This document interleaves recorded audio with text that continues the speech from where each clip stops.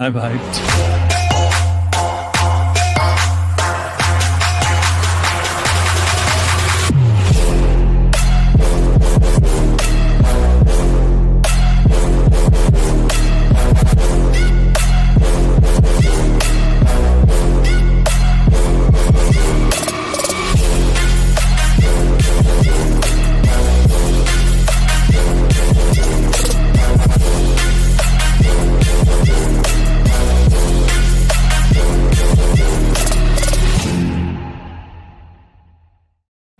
What is up? Welcome to the Beer Garden, the post-holidays edition. We're all going to be recovering and just kind of resetting here. So anyways, I'm Jason. Over there we got Brandon. And today we're going to be chatting about sales plans. So excited to get into it. But before we do that, quick check-in. Brandon, what's new with you? How are you? Well, I just finished a long day of annual planning with a landscape company, talking about sales plans and 5-year plans, 3-year plan, 1-year plan, and quarterly. So we that's how we break things down to make sure we're on track towards our targets. And we rent a hotel conference room to be off site and focused, and it's a 2-day thing. So day 1 is done. And I've been looking forward to this beer with you all day, and we'll see. I have sales plans on the mind, so I think it's going to be good. Nice. Appreciate you making the time to sit down and record after a full day of annual planning. I know how intense those sessions can be and how long they can be. Yeah, I mean, I can't complain. I'm in my garage, my favorite spot at the house, with a cold beer, talking to my buddy here. So. Awesome. Yeah, excited to dive into this with you today. What are you drinking? Oh, I don't think I've had this one on before. This is Tall Boy of People Skills by Toolshed Brewing. There's a guy on it. And I think they even say the guy's name somewhere on here. Joe. So that's Joe. And Toolshed Brewing is named after a tool shed, obviously. And a couple guys started it in their tool shed in, I think, like kind of 2000, kind of like early 2000s, maybe 2005, 6, something like that. And one of my favorites, People Skills, gives you people skills. And they also have a Zero People Skills, which is one of the best alcohol-free beers I think I've ever had. So nice. What type of beer is it? A patio-style ale. Ooh. Yeah. And here in Calgary, patio weather in the winter, we quickly transition when it gets cold out. So like 10 degrees Celsius, that's fine to be out on the patio, which is 50 degrees Fahrenheit. So you'll see patios stacked at maybe 13 degrees. But a lot of us have, actually I have one in my garage, this heater above my head, those like tube radiant heaters. You see those above lots of the patios in Calgary, and they're just cranking out the natural gas to keep everybody warm. So it's very Alberta. Nice. Yeah, 50 degrees here is total patio weather in the winter. That's you'll catch people outside all the time. Yeah. Awesome. Very cool. I am going to be drinking, I feel like I say this a lot, but this is truly one of my favorite beers, specifically during the holiday season, from Breckenridge Brewery. You've been to Breckenridge Brewery with me in Breckenridge, the original location. This is their Christmas ale. So kind of wrapping up all of my holiday beers here that I've had for every episode for many now. With one of my favorites, the Breckenridge Brewery Christmas Ale. They also make another version of this, which is amazing, called Holidale. And basically they take this Christmas ale and they age it in whiskey barrels. And it is just chef's kiss. So good. Very nice. Yeah. Very excited about it. Cool. So yeah, as we mentioned today, we're talking about building sales plans, and this is I think a relevant topic for the time of year when this is going to be released. But relevant regardless of when you listen to it. Do you want to kind of walk us through the root of the problem here, Brandon, and why it's important and why we chose this to talk about? Yeah, I think the root of the problem is because, well, we know both sides of it. Both of us, like I'm sure everybody did, started their business in the early years without doing any planning and no sales plan, and just completely reacting to what comes at them, and just figuring it out along the way. So sales, estimating and sales are one of the earliest stage inputs into your company that affect everything down the road. If you sell the wrong, you estimate things wrong, it screws you up for years potentially. Another example of that would be like recruiting. So like if you screw up recruiting, it's an input and just screws up so many things down the line.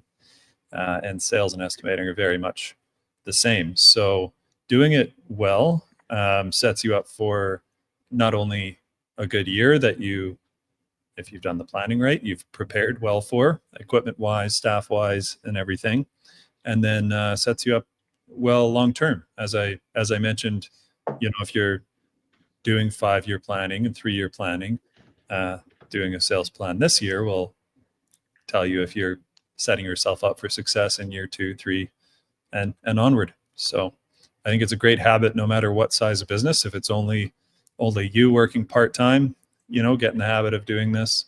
And if you're running any significant size of operation, super important. Now you have more mouths to feed, more people you're responsible for. So it becomes even more important there.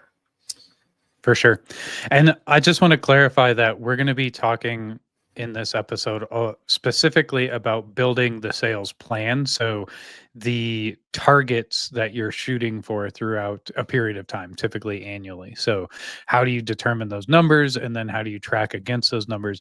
We're not going to get a whole lot into like sales process, although there might be some points where we'll touch on those sorts of things.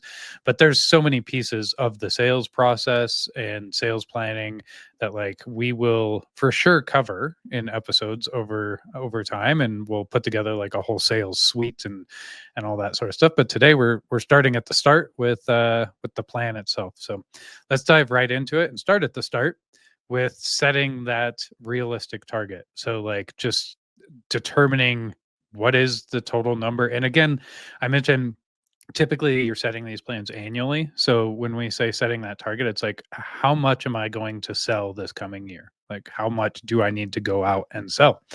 Yes. Yep. So yeah, I think I'll just hop right into it here. One of the first things, obviously, is oftentimes when we're planning, we kind of work backwards, right?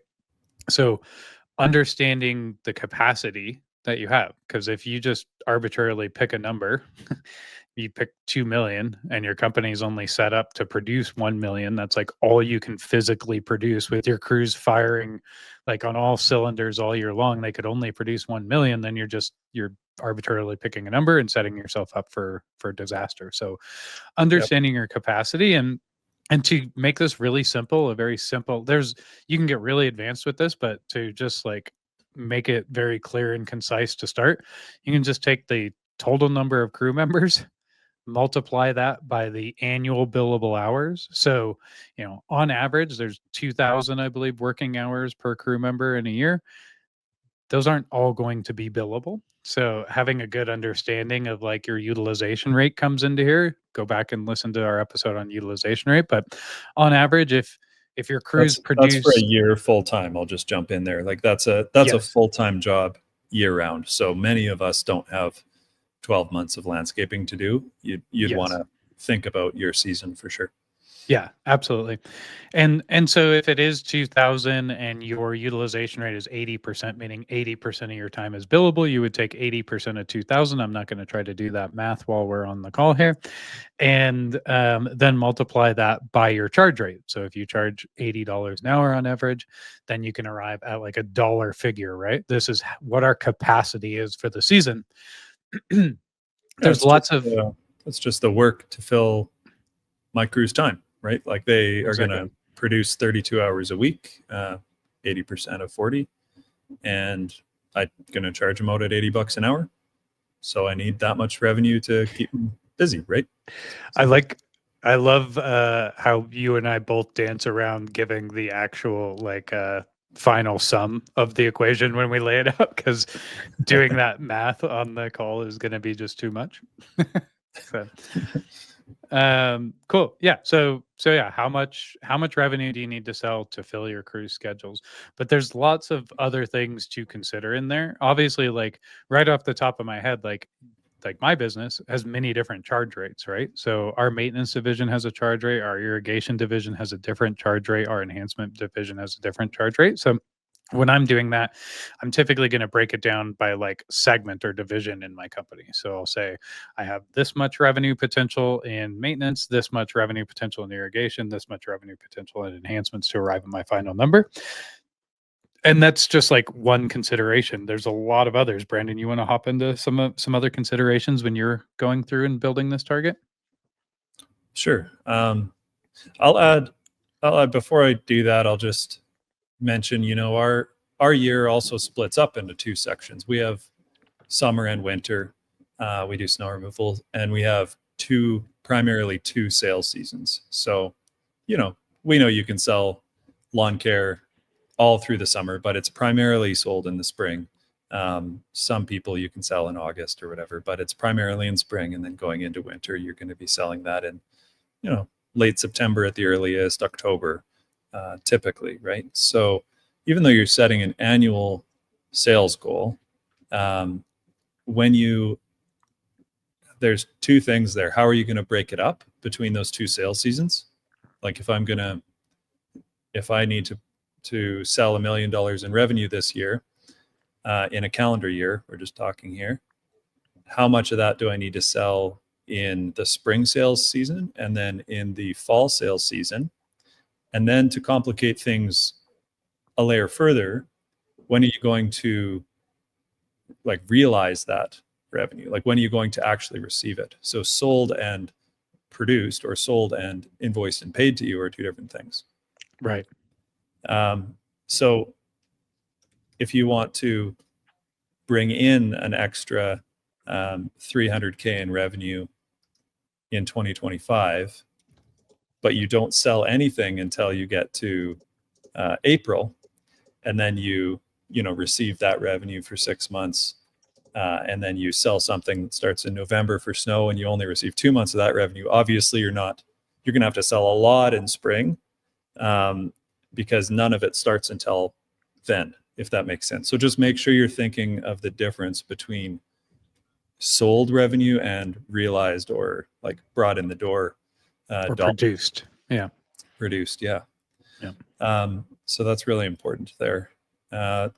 Things to consider are, of course, can you afford the equipment, or how are you going to fund it, right? If you're going from 3 crews and you're adding 2 more trucks and mowers and all of that, are you going to be able to also fund that, of course?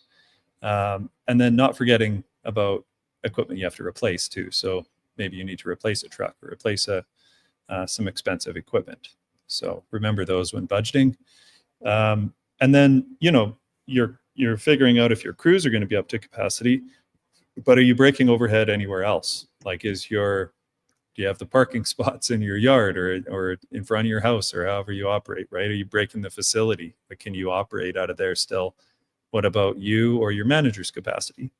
If you were stressed managing the crews that you had last year, do you have to add another person, or do you have to push some more responsibility down to the crews, for example?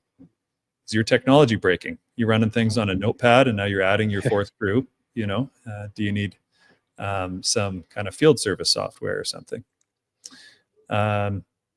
There's certainly something to consider around the opportunities. Like especially if you have a lofty sales goal, how confident are you that there's going to be enough opportunities to bid on? And then is that a marketing problem, or is there just not enough leads in your market? Maybe you're in a small town.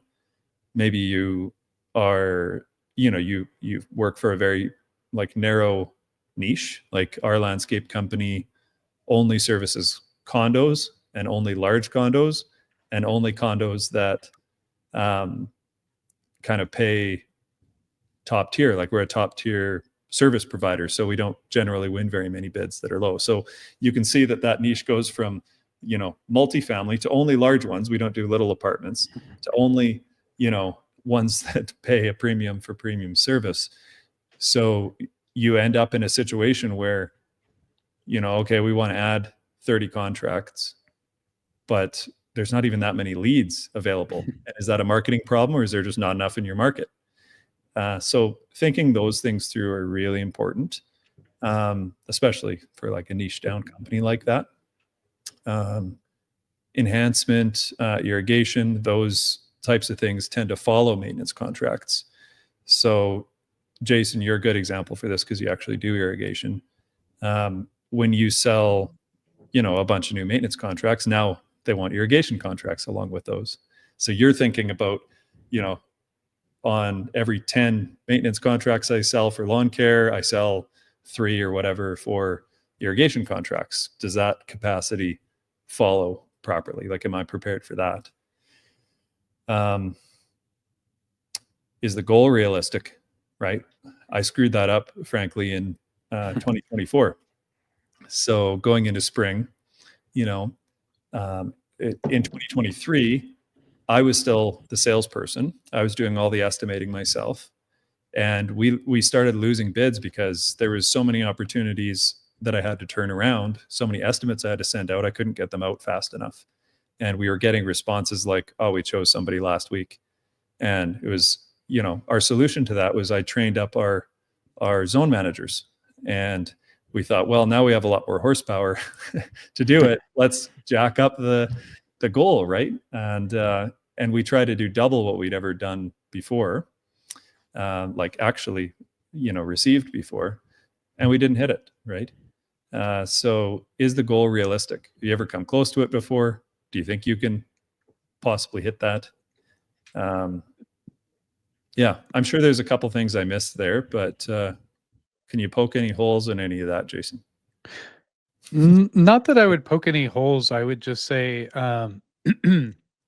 the goal being realistic is the key thing that we're after here. Like, and that requires you to sit down and have an honest look at your plan and really think through it and all the different things that Brandon just mentioned.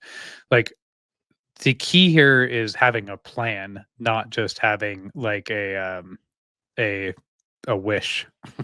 It's like, Yeah, like I'm you going to really, grow 50%. It's like, how?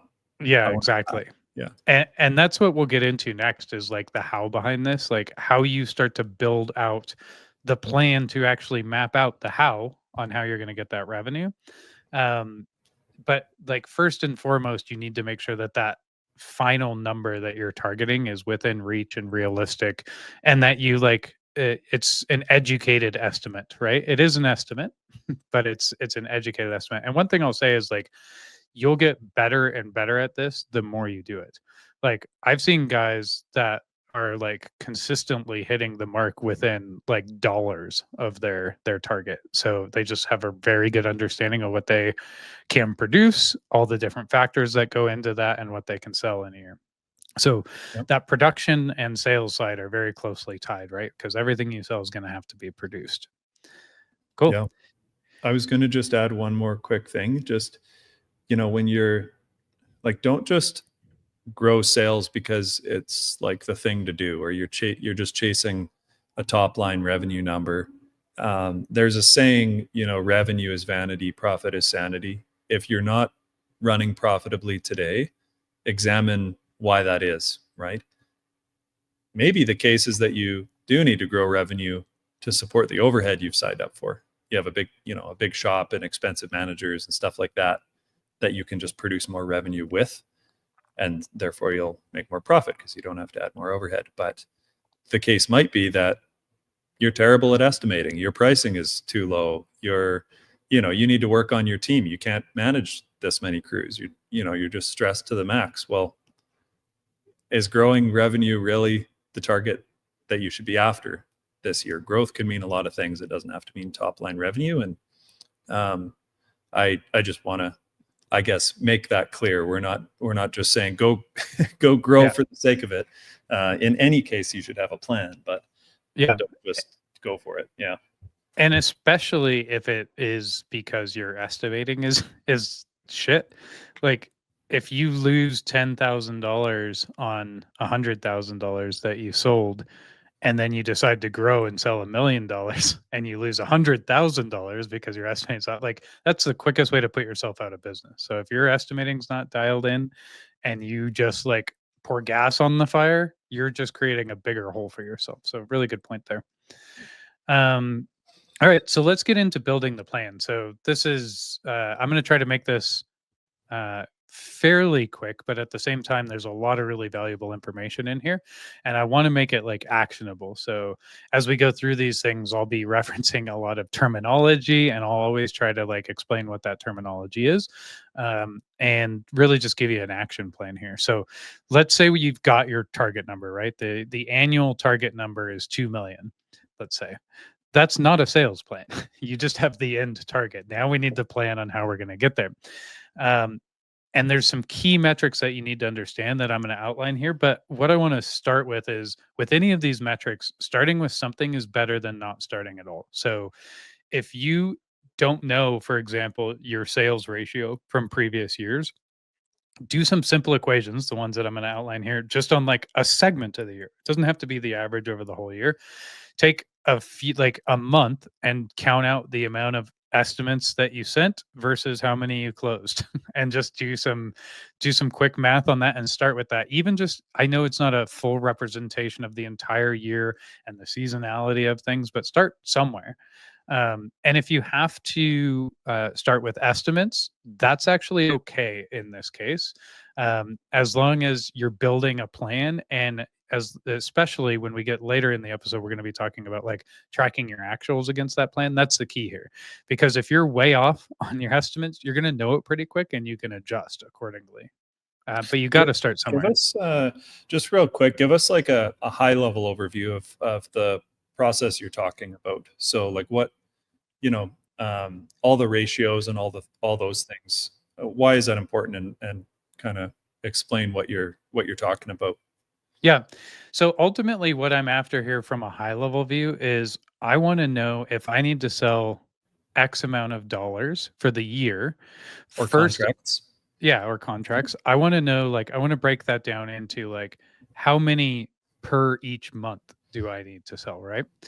That's like step one. Then I also want to know, like, okay, if I need to sell that many per month, or in this particular period that I'm looking at, this particular month, how many estimates does that mean I need to send?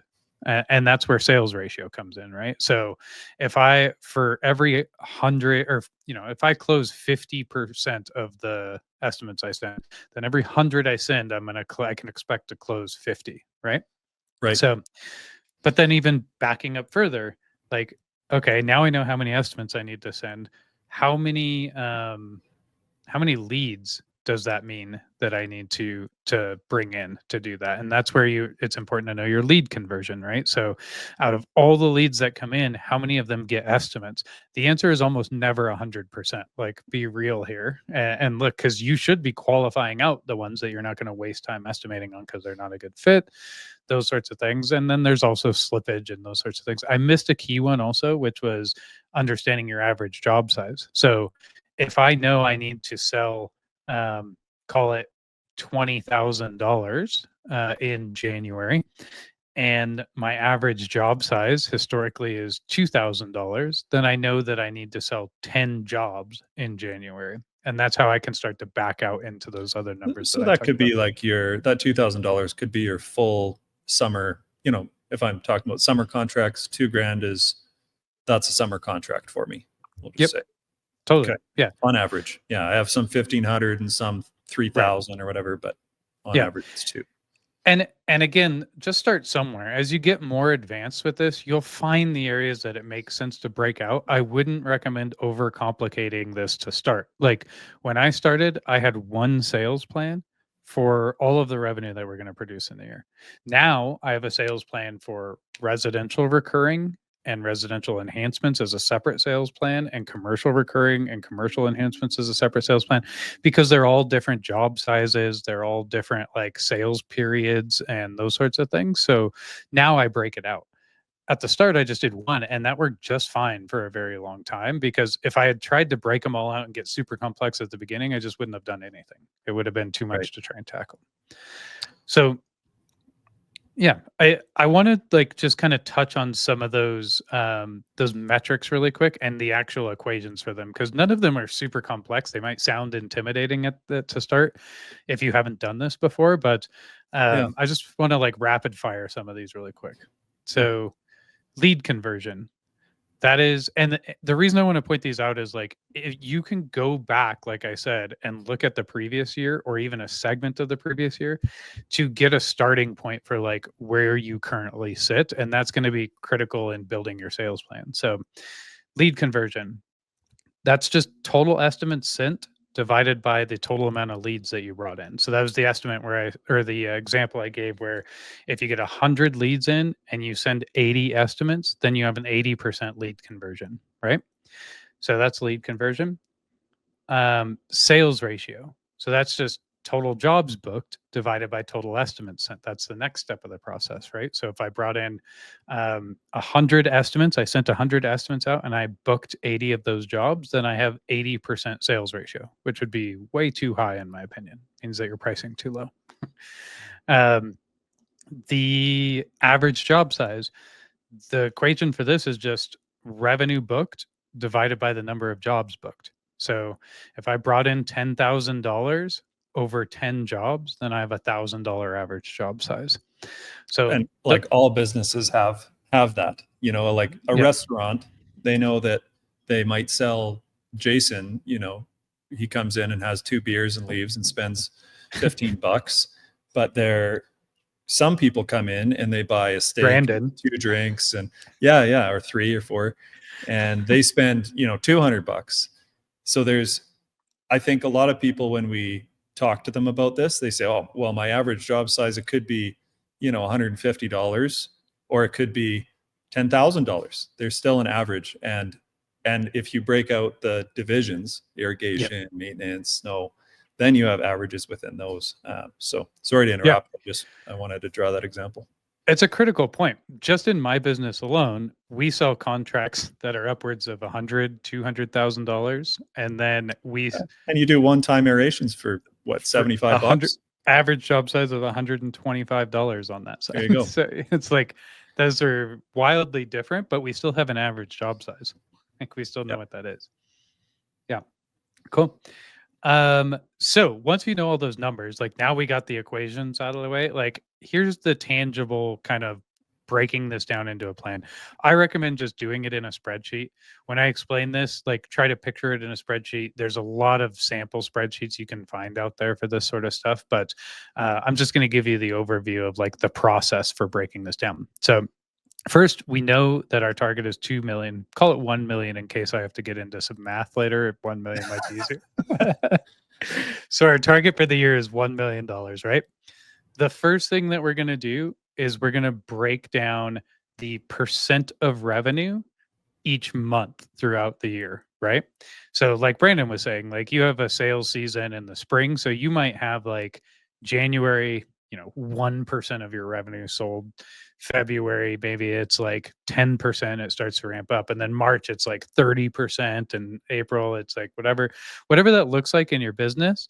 And again, if you don't know this make an educated guess based off. This is one that you can base off a feel quite a bit, where it's like, well, the bulk of our revenue tends to come in this period.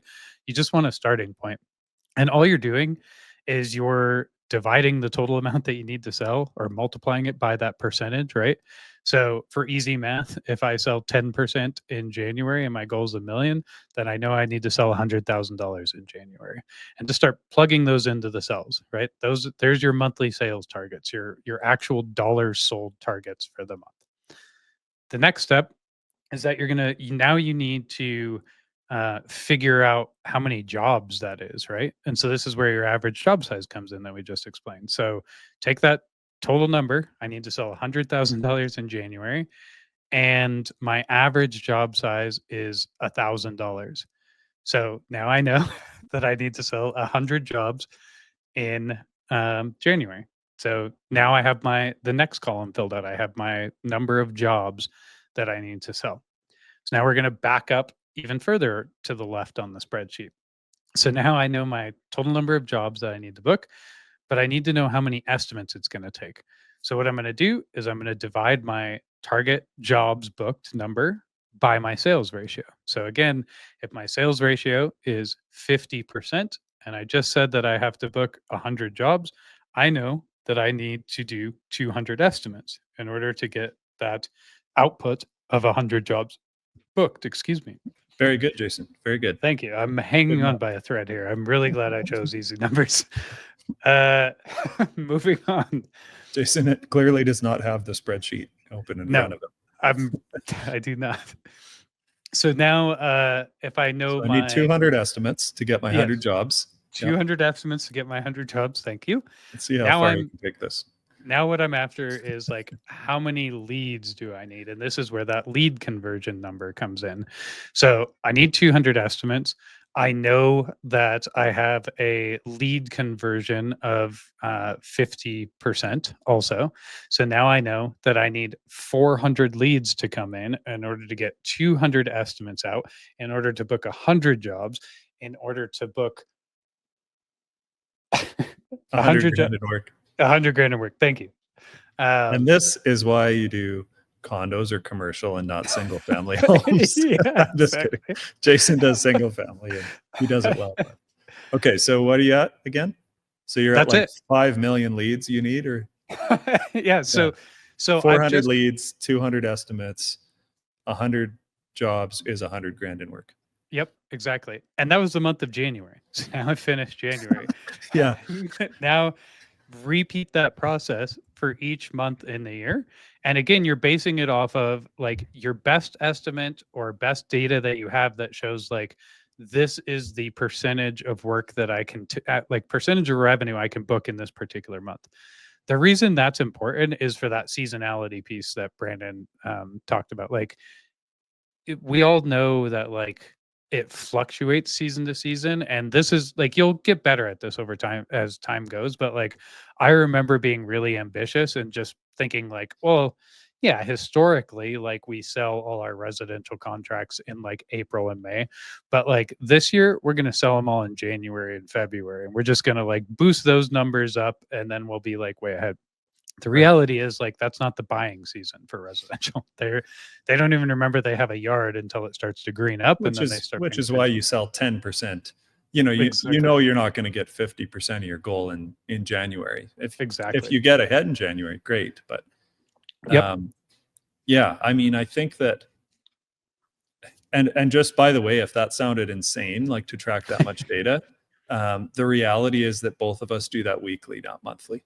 Like we look at this on a spreadsheet with 52 rows, one for every single week. And we talk about it with our teams and look at it. Jason looks at it like every hour, like it's Facebook or something, or the weather for a snow removal company. He's crazy about it. He's got big screens in his shop that just, it looks like the frickin' Tesla operation center launching ships, you know, into space. But that analogy was such a mix of Elon Musk, the Tesla operation center launching ships into space. Well, whatever. Simple landscaper math there. Yeah. So what this actually looks like when you're like, the difference between what this looks like if you're doing this and not, if you're not, you know, you're getting requests that just start to naturally trickle into your business because you're in the phone book or on Google or whatever. In, you know, as soon as it's getting warm, like, I don't know, I'm in Canada, so maybe you're in like Florida and it's always warm or something. But as soon as you're getting towards spring, the month before, they start coming in and you start going crazy. Like you cannot keep up with the quotes and you just know you need all these bids, and it's very reactionary. It's generally really stressful. You're guessing, you don't know how many jobs everybody can do, and it's just crazy. And then you're the guy that goes to the equipment dealership like a week before you have to mow grass and you're buying everything, then. Or a snow company that's like, oh, it snowed. Oh shit. And then you go buy snow shovels. Like, that's not a good way to do it. This is doing business as a science, right? Like this is like backing into it with numbers, and it's a lot less stressful doing it this way. You're going to have the work. You can kind of front load things. You can, you can be prepared to fill out your crews and then react when you get closer to the end of the season and make tweaks if you didn't quite hit your numbers or whatever the case may be.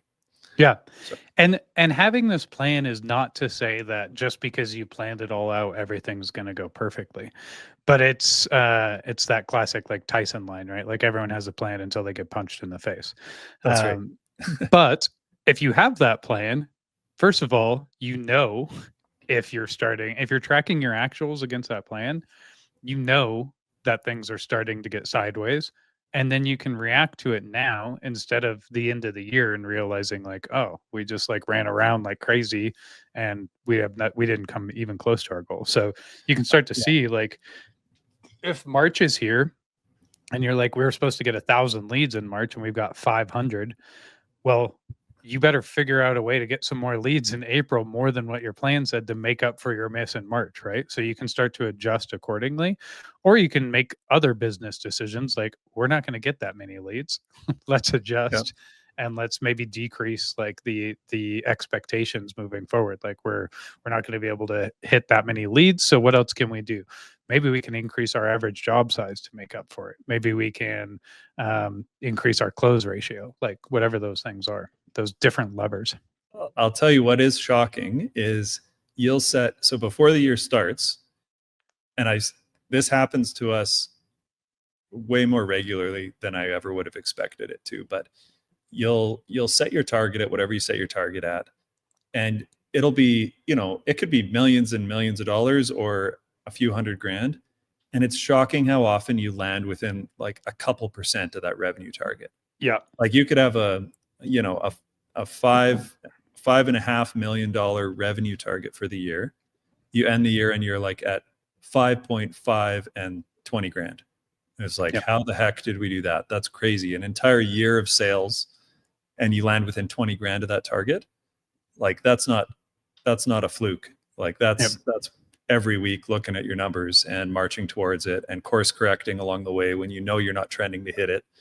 And it's crazy. It happens to you when you're doing 500 or 600 grand in sales, and it happens, all the way up.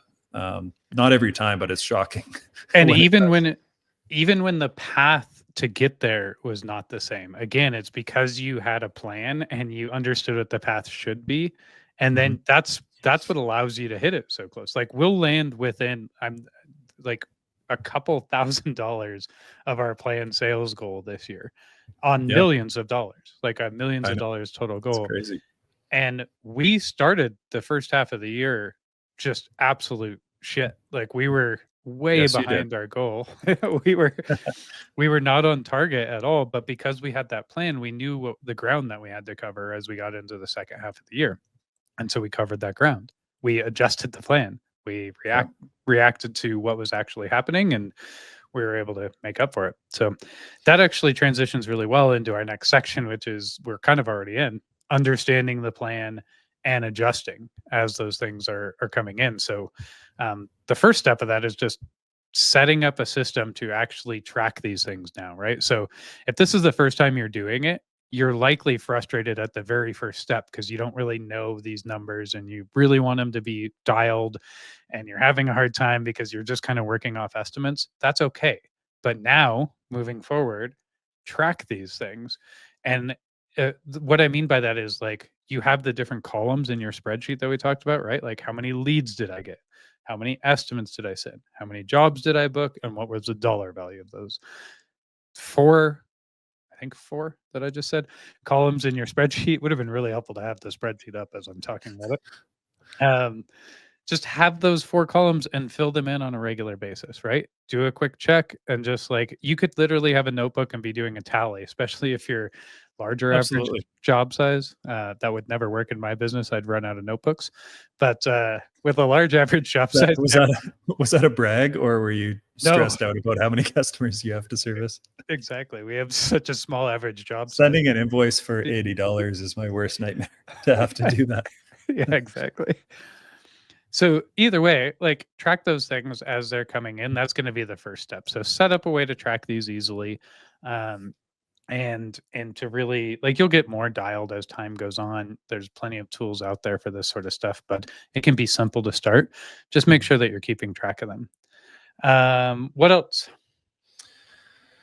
I think a lot of this, I think a lot of what we should talk about here is like how to adjust when you're into it. Like get the tracking right, get the data right. Jason's harped on that enough. Just start, just start doing it. The next thing is like, okay, it's not January anymore. It's March, and I'm perfectly on track. Not likely. You're you're either like behind or you're ahead by some amount, and both of those are stressful.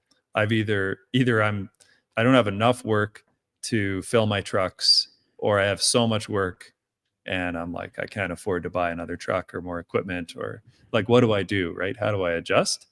So let's, and there's probably some other examples in there too, but this is like where operations meets the plan, right? Like where the rubber really meets the road, where a great operations mind like figures it out, right? It's like the entrepreneurial spirit is just like say yes and then figure it out. Yeah. So now you've said yes one too many times. You're overbooked. There's no way your guys can do this work. What if it's just like 10% too much? It's like I haven't sold another, 400 grand or 450 grand so that I can just go buy another truck, hire 3 more people, and boom, I have a full crew. I've sold enough for half a day or like one day of work for that new crew. And now I got to go buy another truck and, hire these guys. Like, so what do I do? Right. And you start thinking about options, and some of those might be, maybe you make somebody work Saturday every week, or you, a viable option, or a few late days a week, or you add one more employee to a truck, which I really don't like efficiency drops dramatically after 3 people. Maybe what's another idea? Subcontract out. Like, do you have a buddy in the area that can take on the extra work and you could subcontract it out? You probably won't make as high margins on it, but the work gets done, make a little bit off the top. I really like the one that you mentioned, actually. Like you mentioned the Saturday crew. Like that's a big one for me. Like just think about all the time. Like you're in this example, the resource that is limited is the equipment, right? Like you just said, like, I don't have enough money to buy a truck and mowers and all that sort of stuff.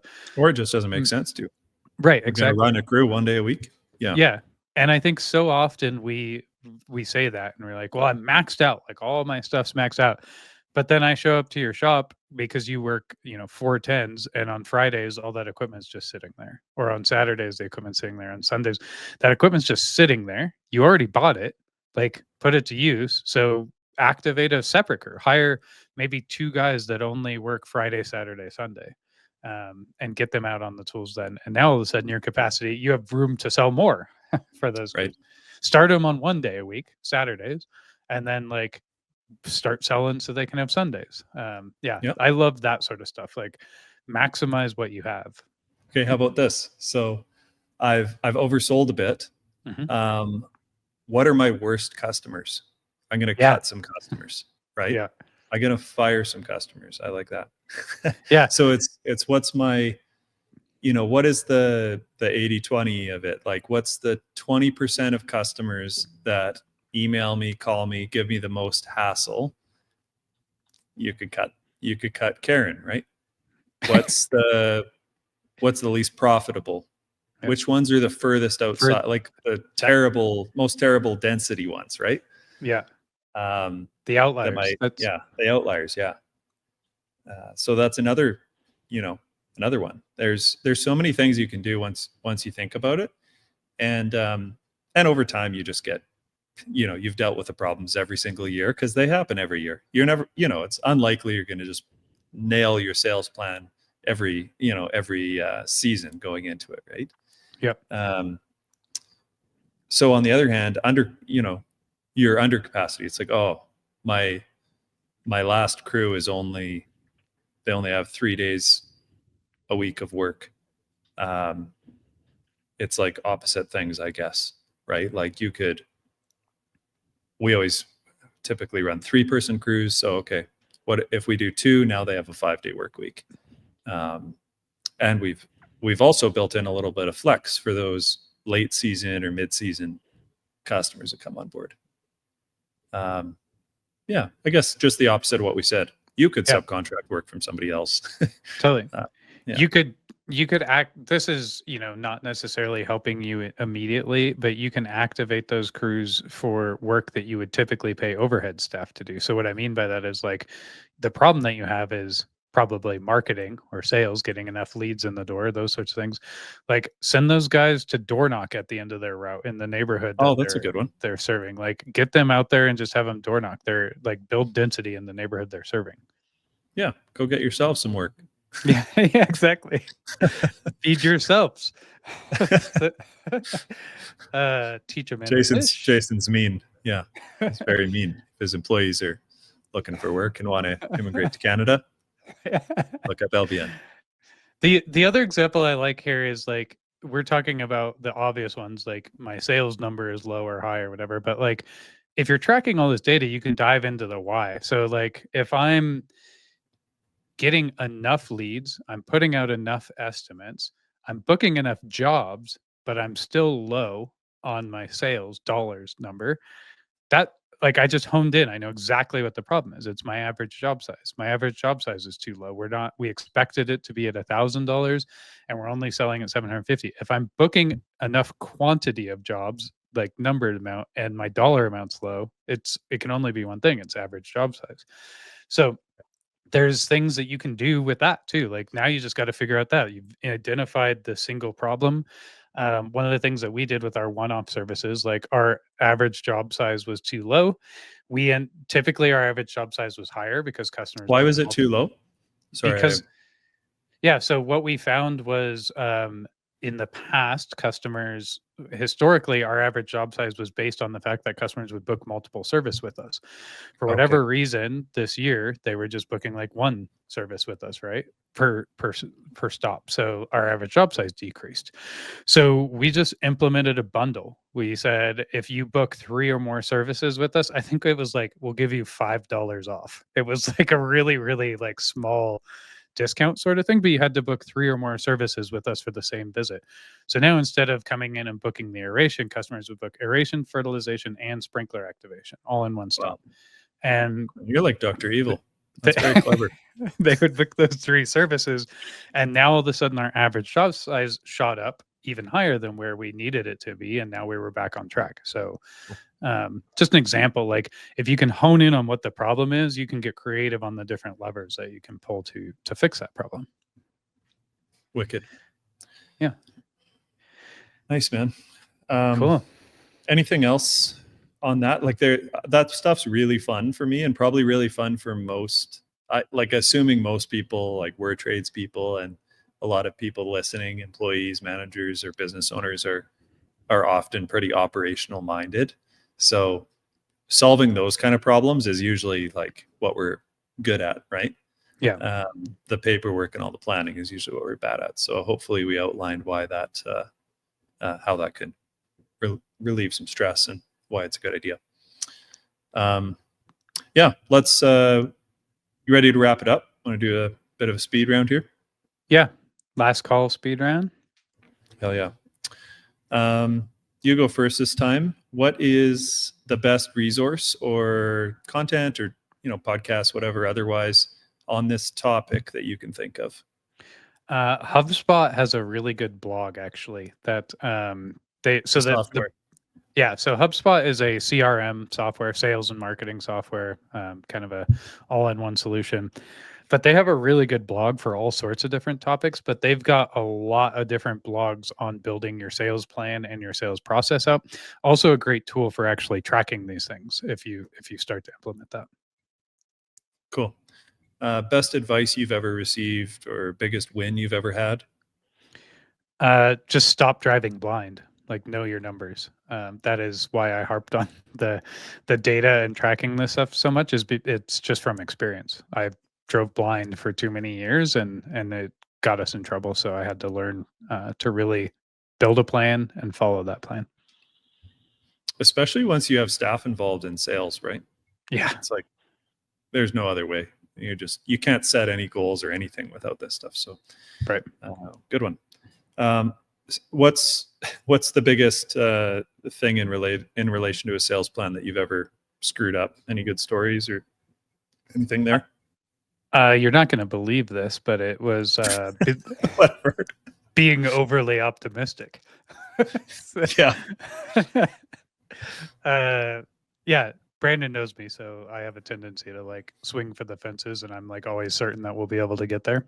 But yeah, being overly optimistic, but more importantly, like being overly optimistic without a plan to support it. So just like, we're gonna hit $5 million in revenue. Well, how? I don't know. We're You just have gonna like do one it. employee. Yeah. Yeah, yeah, exactly. Yeah, no. That's Yeah. true. Yeah. All right, you ready? Yep. Let's have a cheers before you go. Okay. Before I go, Cheers. yeah. Cheers.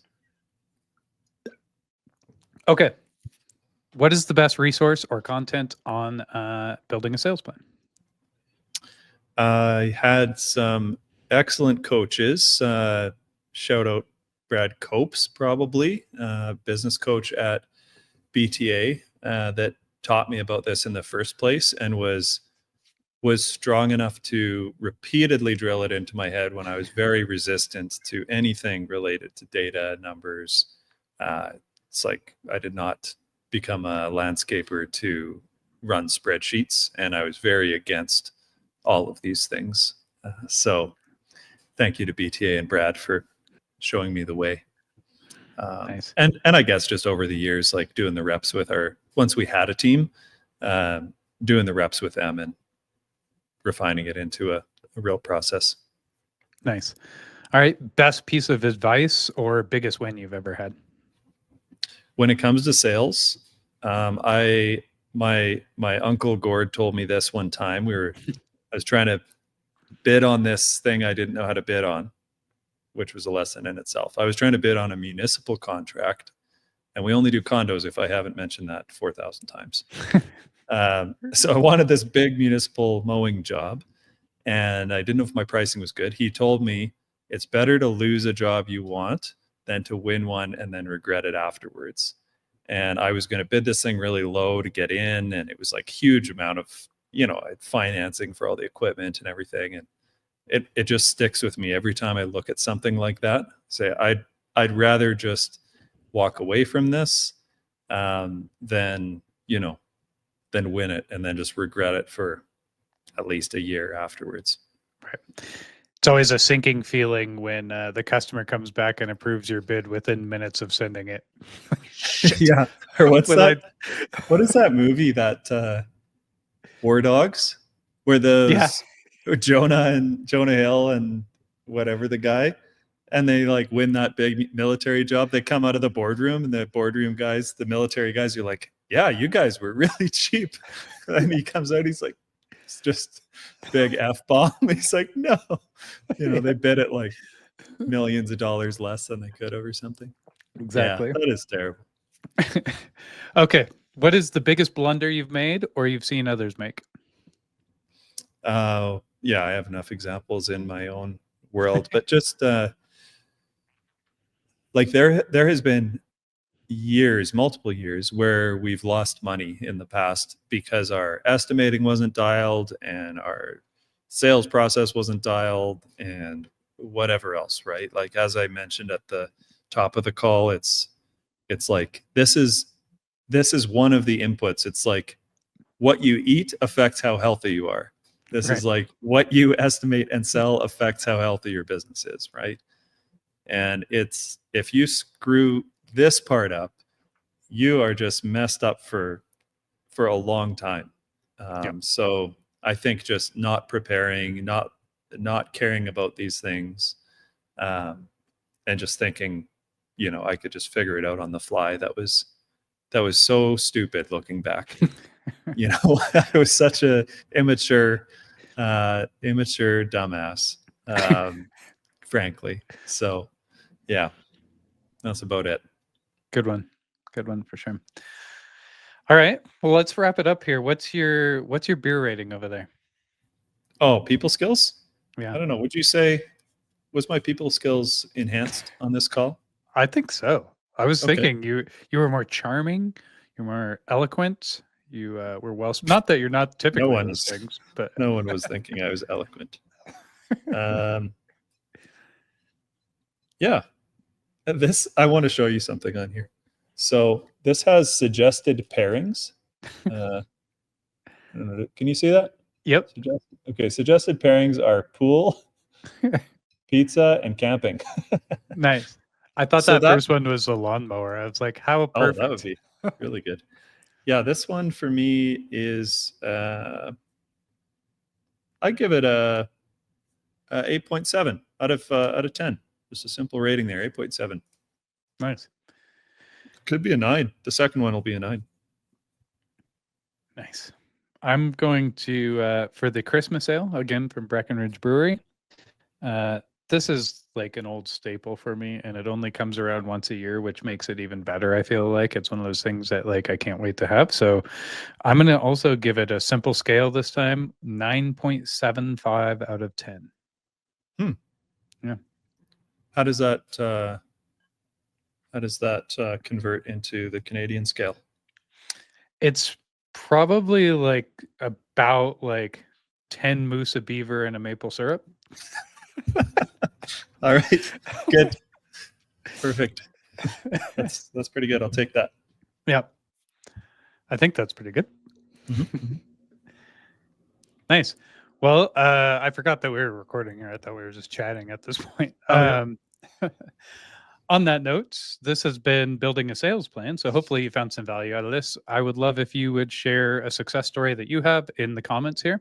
Let us know if there's anything specific you want us to dive into from this topic in a sidecar. We can definitely dive deep, do actionable plans, SOPs for this, and let us know what you were drinking. So give us a like, comment, or a share. And yeah, thanks for tuning in to the Beer Garden. Thank you, Brandon, and cheers. Thanks, y'all. Cheers.